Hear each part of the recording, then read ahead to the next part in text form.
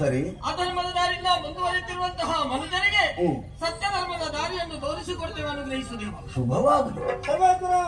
ನಿಮ್ಮ ಆಚರಿಸಿರುವುದಾರ್ಯ ನಿಮ್ಮ ಆಜ್ಞೆಯನ್ನು ಪೂರೈಸುವುದು ಕೇವಲ ಹೊಣೆಗಾರಿಕೆ ಮಾತ್ರವಲ್ಲ, ಅದು ನಮ್ಮ ಪಾಲಿಕ ಕರ್ತವ್ಯ. ಆ ಕರ್ತವ್ಯವೇ ದೇವರು ಎನ್ನುವ ನೆಲೆಯಲ್ಲಿ ಭೂಮಿಗಿಳಿಯುತ್ತೇವೆ. ಪ್ರಕೃತಿಯ ಒಳಗೆ ಹುಟ್ಟಿ ವಿಕೃತಿಯ ಗದಿಯಲ್ಲಿ ಸಾಗುವ ಮನುಷ್ಯರಿಗೆ ಸಂಸ್ಕೃತಿಯ ಪಥವನ್ನು ತೋರಿಸಿಕೊಡ್ತೇವೆ. ಅನುಗ್ರಹಿಸು. ಬಲು ತೋಷವಂತೆ ನೀವೆಂದ ನುಡಿಗೆ ಬಲು ಭಟರ ಹೃದಯ ಧರ್ಮವ ರಕ್ಷಿಪ ಬಗೆಗೆ ತಾಮುಂದು ಅನ್ನುವ ಹಾಗೆ ಉತ್ಸಾಹದ ಹೆಜ್ಜೆಯನ್ನು ಗಮನಿಸಿದೆ.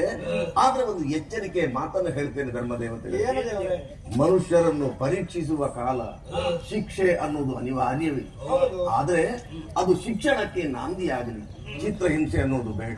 ಈ ಪ್ರಜ್ಞೆಯೊಂದಿಗೆ ಬತ್ತಿ ಹೋಗುತ್ತಿರುವಂತಹ ಯಾವ ಸತ್ಯ ಧರ್ಮ ಅನ್ನುವ ತೊರೆ ಅದು ಮತ್ತೆ ಸಮೃದ್ಧವಾಗಿ ಹರಿಯುತ್ತೆ.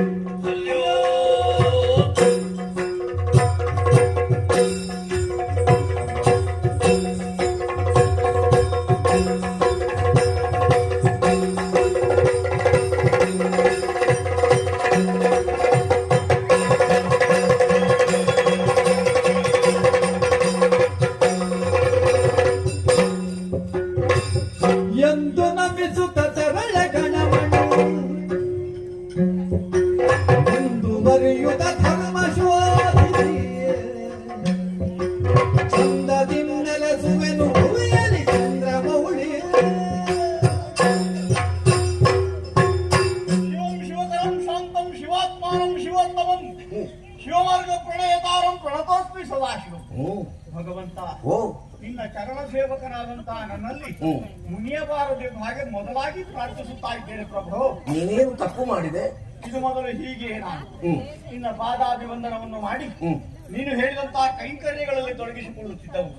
ಆದರೆ ಇಂದು ಧರ್ಮದೇವನ ಮಾತನ್ನು ಕೇಳಿ ವಿರೋಧವನ್ನು ಮಾತನಾಡುತ್ತಾ ವಾಗ್ಯುದ್ಧಕ್ಕೆ ಇಳಿದು ಬಿಟ್ಟೆ. ಪ್ರಶಾಂತವಾದಂತಹ ಈ ಕೈಲಾಸಧಾಮ ಒಂದು ಕ್ರಾಂತಿಯ ನೆಲೆಯ ಹಾಗೆ ಆಗಿ ಹೋಯಿತು. ಅದಕ್ಕೆ ಕಾರಣನು ನಾನು ಎಂಬ ಕೊರಗು ನನಗಿದೆ, ಖೇದ ಇದೆ. ಆದ ಕಾರಣ ನನ್ನನ್ನು ಮನ್ನಿಸಬೇಕು ಸನ್ನಿಧಾನದಲ್ಲಿ ಪ್ರಾರ್ಥನೆ. ಗಣಮಣಿ, ಮಂಜುನಾಥ ಸ್ವಾಮಿಯ ಪ್ರಧಾನ ಸೇವಕ ನೀನು.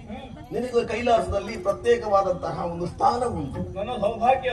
ಈ ಹಿಂದೆಯೂ ನಿನ್ನ ಆರ್ಭಟ ಕೇಳಲಿಲ್ಲ, ಮುಂದೆಯೂ ಕಾಣಿಸುವುದಕ್ಕಿಲ್ಲ.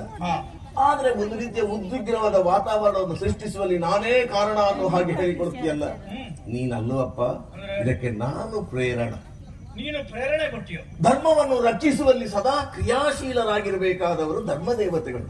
ಅವರಲ್ಲಿ ಒಂದು ರೀತಿಯ ನಿರ್ಲಿಪ್ತತೆ, ಒಂದು ರೀತಿಯ ಔದಾಸೀನ್ಯ ಕಾಣುತ್ತದೆ ಅಂತೇಳಿ ಆದ್ರೆ ಅದನ್ನು ಹೋಗಲಾಡಿಸಬೇಕಾಗುತ್ತದೆ.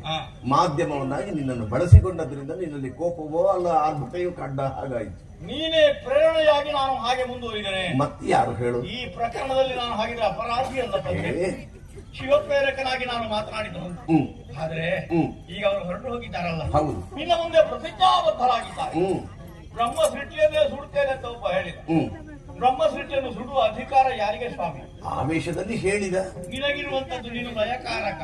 ಯಾರು ಮರಳಿ ಸೃಷ್ಟಿಸಬಲ್ಲರು ಅವರೇ ಲಯಗೊಳಿಸಬೇಕಷ್ಟೇ. ಹೌದು. ಪ್ರಾಣ ನೀಡಬಲ್ಲವನೇ ಪ್ರಾಣವನ್ನು ಸೆಳೆಕೊಳ್ಳಬಲ್ಲ. ಹೌದು. ಈಗ ಹೋದಂತ ಇವರು ಏನು ಅನಾಹುತ ಮಾಡಿಬಿಡ್ತಾರೋ ಎಂಬಂತ ಭಯ ಇದೆ ನನಗೆ.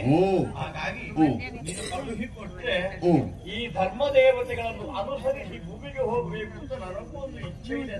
ನೀನು ಭೂಲೋಕದ ಕಡೆಗೆ ಹೋಗ್ತೀರ. ಹೀಗೆ ಬಾ, ಹೋಗು. ನಿನ್ನ ಉತ್ಸಾಹಕ್ಕೆ ಭಂಗವನ್ನು ಉಂಟು ಮಾಡುವುದಿಲ್ಲ. ಭೂಲೋಕವನ್ನು ಸೇರಿದರೆ ಮನುಷ್ಯರನ್ನು ಪರೀಕ್ಷೆ ಮಾಡು. ಯಾರಿಗೆ ದೇವರ ಮೇಲೆ ಭಕ್ತಿ, ಗುರು ಹಿರಿಯರ ಸೇವೆಯಲ್ಲಿ ಆಸಕ್ತಿ, ಧರ್ಮದಲ್ಲಿ ನಿಷ್ಠೆ, ಸತ್ಯದಲ್ಲಿ ನಂಬಿಕೆ, ಬೇಡಿ ಬಂದಾತನಿಗೆ ಇಲ್ಲ ಅನ್ನದೆ ಪ್ರಪಂಚಕ್ಕೆ ಯಾವ ಆದರ್ಶನಾಗಿರ್ತಾನೋ ಅಂತಹ ಸಂಲಕ್ಷಣವಂತರನ್ನು ನೀನೂ ಒಂದು ಸಲ ಪರೀಕ್ಷೆಗೆ ಒಡ್ಡು.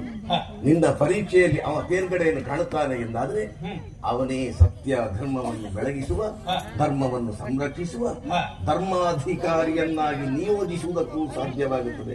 ಈ ನಿಟ್ಟಿನಲ್ಲಿ ಅಗಾಧರಿಗೆ ಶುಭವಾಗಲಿ. ಧನ್ಯವಾದ ಪ್ರಭು. ಅಂತಹ ಒಬ್ಬ ವ್ಯಕ್ತಿಯನ್ನು ಅರಸಿ ಅಂತಹ ತಾಣವನ್ನು ಹುಡುಕಿ ಹಿಡಿಯುತ್ತೇನೆ. ನೆಲದ ಮರೆಯ ನೀರಿನಂತೆ, ಎಲೆಯ ಮರೆಯ ಕಾಯಿಯಂತೆ ಧರ್ಮ ಪ್ರಜ್ಞೆ ಅಲ್ಲಲ್ಲಿ ಇದ್ದೇ ಇದೆ ಚೆನ್ನಾಗಿ ನನಗೆ ಗೊತ್ತಿದೆ. ಅಂತಹ ಪ್ರದೇಶವನ್ನು ಹುಡುಕಿದ ಕಾಲಕ್ಕೆ ನಿನ್ನ ಸಂಕಲ್ಪದ ಪ್ರದೇಶವಲ್ವೇನು? ನಿನ್ನ ಸಂಕಲ್ಪದ ಒಬ್ಬ ವ್ಯಕ್ತಿ ದೊರಕಿದ ಅಂತಾದ್ರೆ ಆ ಸಂದರ್ಭದಲ್ಲಿ ನಿನ್ನನ್ನು ಕೂಗಿ ಕರೆದರೆ ನೀನು ಬರುವೆಯಾ ಸ್ವಾಮಿ? ಗಣಮಣಿ, ದಯದಿ ಮಂಜುನಾಥ ಬಾ ಅನ್ನುವ ಹಾಗೆ ಒಬ್ಬರಲ್ಲಿನಿಂದ ನೀವು ಕರೆದಾಗ ಆ ಕ್ಷಣವೇ ಕೈಲಾಸವನ್ನು ಬಿಡುತ್ತೇನೆ, ಸತ್ಯದ ಸ್ಥಳವನ್ನು ಸೇರ್ತೇನೆ, ನಿಮ್ಮ ಆಶೆಯನ್ನು ಈಡೇರಿಸ್ತೇನೆ. ಇದರಲ್ಲಿ ನಿಮಗೆ ವಿಶ್ವಾಸ ಇರಲಿ.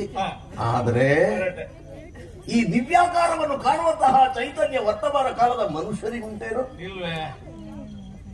ಮಾರುವೇಷದಿಂದ ಹೋಗು. ಮುಂದೊಂದು ದಿವಸ ಧರ್ಮ ದೇವತೆಗಳೇ ಸಂಧಿಸಿದ್ರು ಅವರಿಗೂ ಪರಿಚಯ ಸಿಕ್ಕುವ ಹಾಗಿಲ್ಲ. ಒಂದು ವೇಳೆ ಅಗತ್ಯ ಉಂಟು ಅಂತೇಳಿ ಆದ್ರೆ ಆ ಸ್ವಾತಂತ್ರ್ಯವನ್ನು ನಿನಗಿತ್ತಿದ್ದೇನೆ. ಅಂತೂ ನನ್ನ ಆಶಯವನ್ನು ಈಡೇರಿಸುವಲ್ಲಿ ನಿಮಗೆಲ್ಲರಿಗೂ ಶುಭವಾಗಲಿ. ಶುಭ ಪ್ರತೀಕ್ಷೆಯೊಂದಿಗೆ ಭೂಮಿಗಿಳಿಯುತ್ತಾ ಇದ್ದೇನೆ. ಜಟಾಕಟಾಹ ಸಂಭ್ರಮಂ ಭ್ರಮಂ.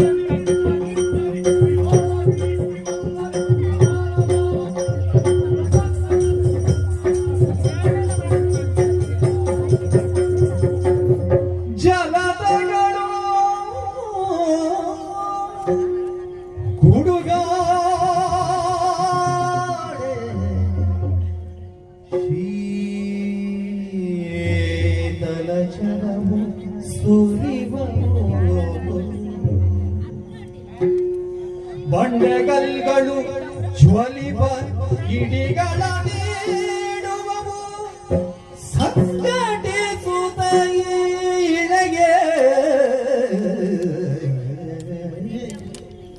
ಕಲಿಗಡಿ ಧರ್ಮವು ನೆಲದಿ ಬೆಳಗುವುದೆನುತ ಸಂತುಳುಗೆ ನೇತ್ರಾನಂದವಾರಿಯೊಳು ಉದಿಸಿದಳು ತರಳ.